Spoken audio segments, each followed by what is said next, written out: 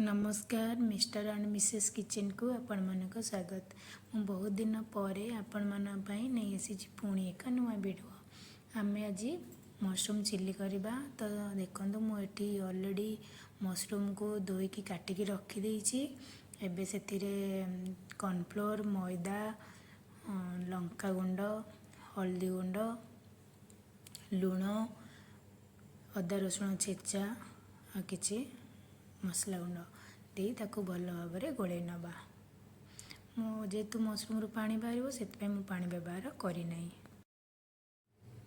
एबे आ गोटे कड़े तेल दे ताको गरम होगा छाड़ीदेवा। देखो तेल गरम हो गला। एबे कौन कर जो मशरूम को गोलैकी रखी ताको एबे छाणीबा। आमे ताको डीप फ्राए करवा।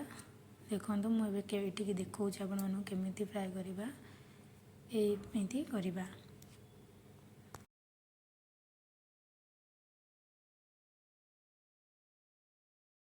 मशरूम सबको छाणी ने आ गोटे कड़े बसैवा। से 3 ରୁ 4 चामच तेल दबा।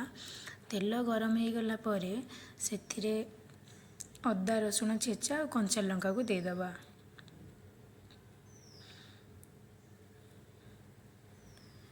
अदा रसुण टिके भाजी हो गला से काटिकी रखी पियाज को पकईदबा। मुझे 3टा मीडियम साइज रो पियाज को नहीं एमती पूरा बड़ बड़ काटिकी दबा। टिके पियाज भाजी है से स्वाद अनुसार लूण दबा।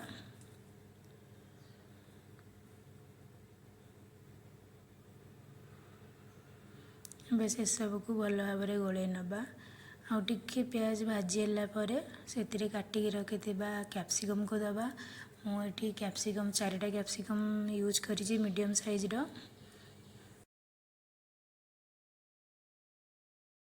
वीडियोटी भल लगे लाइक शेयर सब्सक्राइब करने को जमा भी भूलें।